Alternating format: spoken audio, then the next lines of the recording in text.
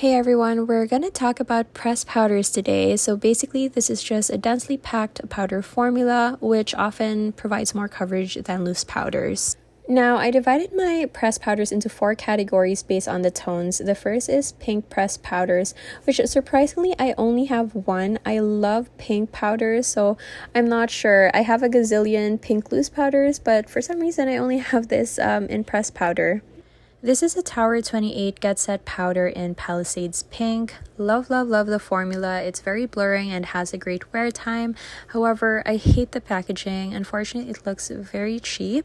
And mine came with these little bumps in the surface, which obviously was not supposed to be there because they did give me a refund. So I love the formula. I'm not sure if I'm gonna repurchase it again. Regardless, the formula is very beautiful in summer and transitional weather, but I'm a packaging nerd, so I'm just probably gonna get the Kosas or the Mcgrath pink powders in the future. Then we have the next category, translucent pressed powders with white tones. This is usually very light and cool toned, and it's the most brightening type of shades for me. I'm sorry you guys, I have a little cough, so my voice is not the best right now, but anyways, this is the Fenty invisimatte powder, which is my favorite for on the go. It's quite sheer and pretty blurring. However, I don't know if I have the talc or the talc-free version.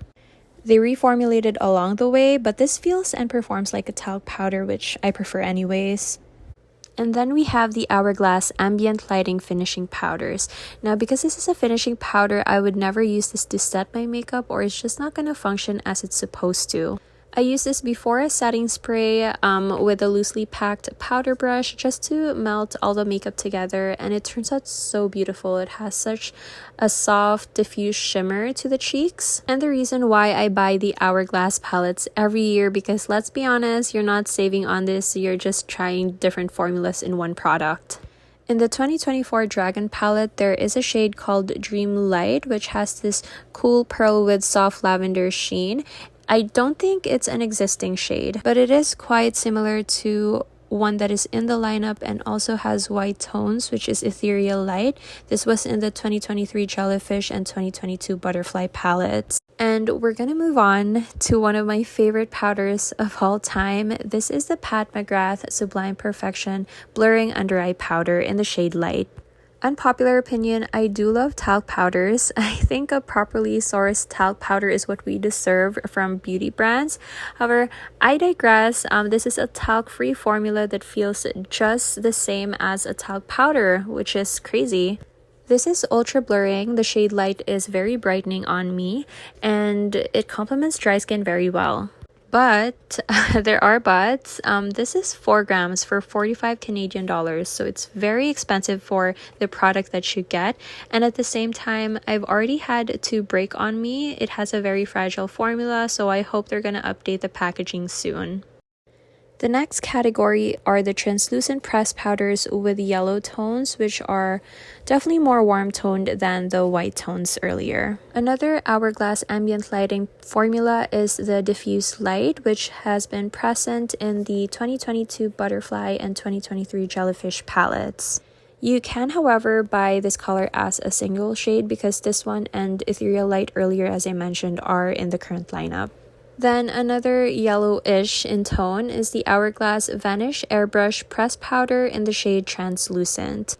This is another talc-free pressed powder that is advertised to be sheer and clinically shown to instantly reduce shine for an airbrush finish that lasts all day. It's gorgeous in summer and transitional weather. However, I just don't use this when it's negative temperature, so I don't use it in winter. The only issue I have is that you really have to make sure that your product is dry before applying this, or there's going to be clump-like particles.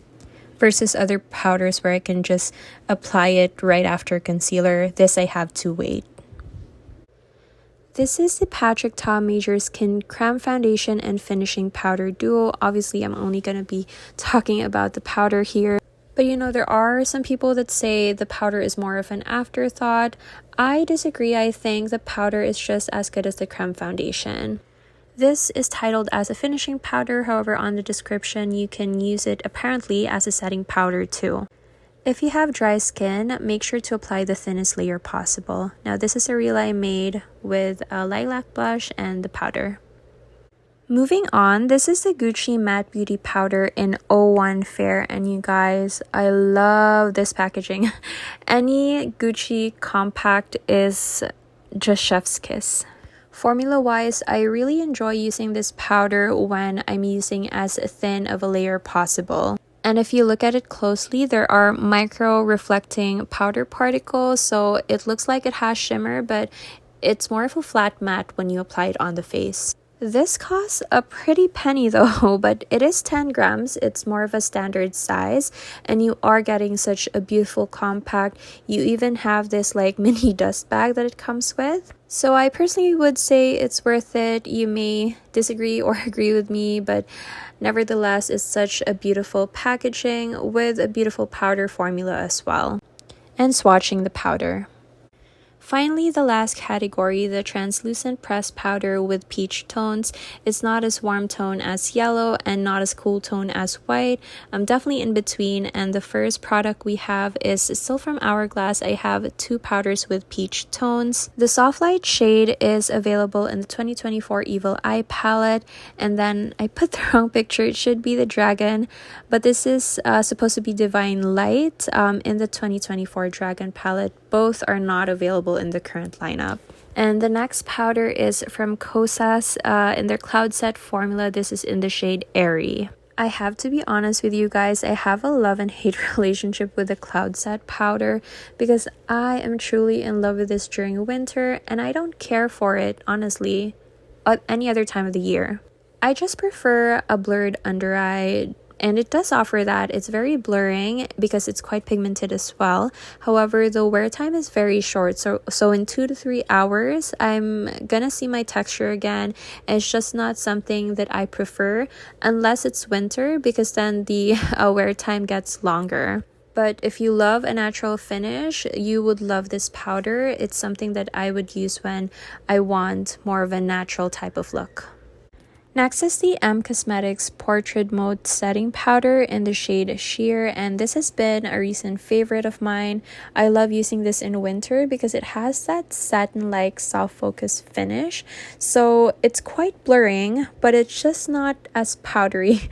I don't know how to describe it, sorry. It's a highly flexible formula, but it only has 6.6 grams, which is below average. It's usually around 10 grams, and it's like 56 Canadian dollars. But you know, it does come in this luxurious packaging, and the formula is pretty good, you guys. It's highly flexible. Even Nikki LaRose, I think she has oily skin. She loves using this one. So, you know, it's obviously great for a lot of skin types. The brand remains very slept on. Next one is the Charlotte Tilbury Airbrush Flawless Finish Setting Powder in the shade 1 Fair, which is my absolute holy grail summer pressed powder. I love an airbrush finish, and this just blurs everything. It looks like I have a filter on. It's the same way I feel about the Huda Beauty powder during summer, the Givenchy Original Loose Powder in winter, and the Pat McGrath powder that I just mentioned for winter as well. Now, I'm a fan of the packaging. I think it's very sleek. However, sometimes I feel like it's just an accident waiting to happen. Just like the Kosas, it's very hard to open and it feels slippery at times. But otherwise, I really have no complaints. I truly am in love with this powder. I figured I'm just gonna add this one. This is a Danessa Myricks Blurring Balm Powder. However, it's not really powder-like. It's more of a cream foundation. To me, that's quite blurring. This is in the shade 2, and the universal shade works more as a primer for me to reduce texture. And wow, that was everything. Thank you so much for watching. If you like my video, please consider giving a thumbs up or subscribing, and I'll see you on the next one. Bye!